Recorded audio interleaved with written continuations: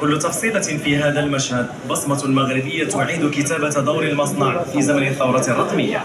رؤية سيادية تقود هذا التحول لا تقاس بالمنشآت بل بما تحققه من انتقال حول المغرب من جزء في سلاسل التصنيع إلى عقل مدبر له.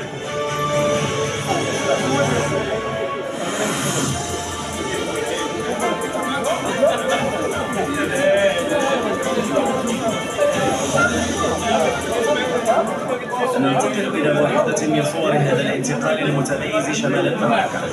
في عمق المنطقة الحرة لطنجة تتقاطع الدينامية الصناعية مع رهانة السيادة الرقمية. لنا تتبع 100% كيسمح لنا نوصلوا معدل كشف العيوب قريب من 100%. في كل ركن كاميرات ذكية وروبوتات متحركة وآليات رصد في الزمن الحقيقي تشرف على عملية إنتاج جديدة التعقيد لكنها محسوبة بدقة نانوية تنتج من خلالها آلاف الموصلات والأنظمة الإلكترونية التي تركب لاحقا في السيارات الكهربائية. بالفعل تكون تحول كبير في صناعة الأنظمة ومصانع التكنولوجيا الخاطئة، وهذا بالفعل كفاءة المغربية العالية والهندسية المتطورة دخلنا بزاف ديال التكنولوجيا الذكية، باغ سيستم ديال الماشين ليرنينغ. من شيء وآمنهم من خوف. صدق الله العظيم، والسلام عليكم ورحمة الله تعالى وبركاته.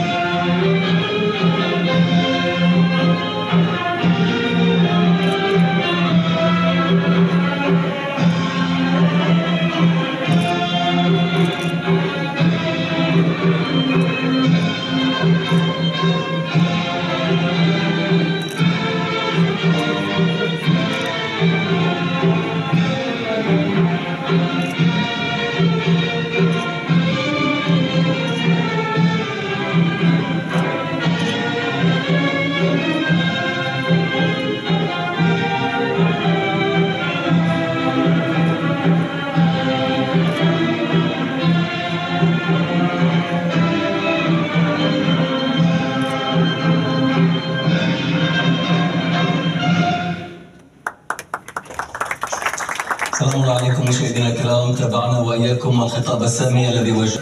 لم تكن وليدة الصدفة بل ثمرة رؤية استباقية بعيدة المدى واختيارات تنموية صائبة تستند إلى أسس صلبة من الأمن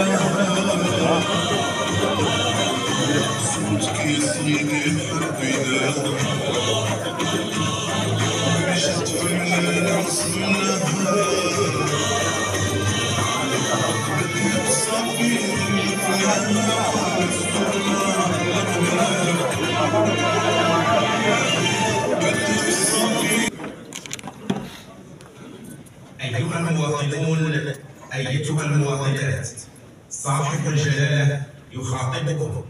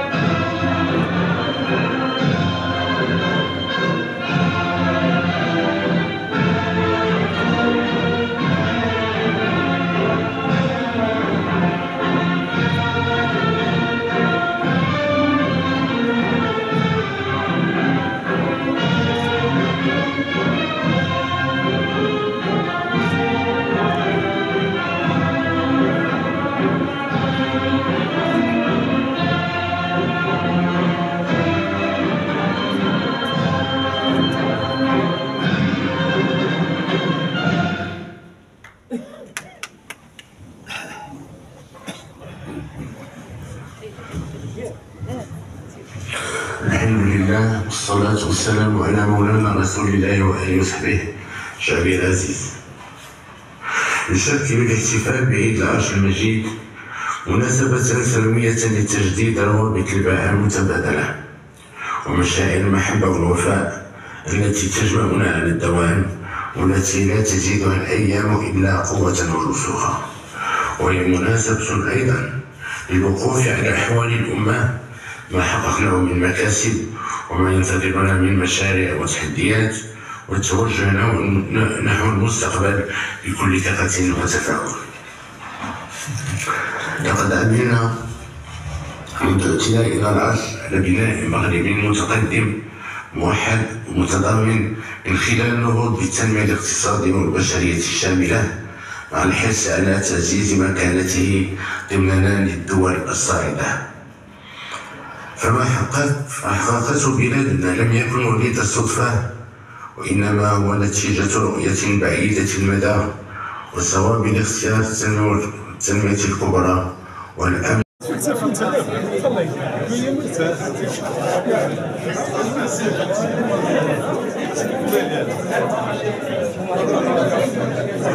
اولا كما جرت العاده بان سيدنا الله ينصرو في هذه المناسبه ديال الذكرى 26 لتربع جلالته على عرش الاسلام في المنعمين، خطاب ملكي المستوى العالي، خطاب ملكي فيه رسائل مهمه دارت تقريبا على جميع النقاط. بدا بأهمية الذكرى. أهمية الذكرى تكمن في البيعة التي تربط العرش بالشعب، هذه البيعة التاريخية، وكذلك المنجزات والتحديات. سيدنا الله ينصرو ذلك رغم سنوات الجفاف المتتالية، فالاقتصاد الوطني حافظ على نموه وصموده أمام الأزمات العالمية.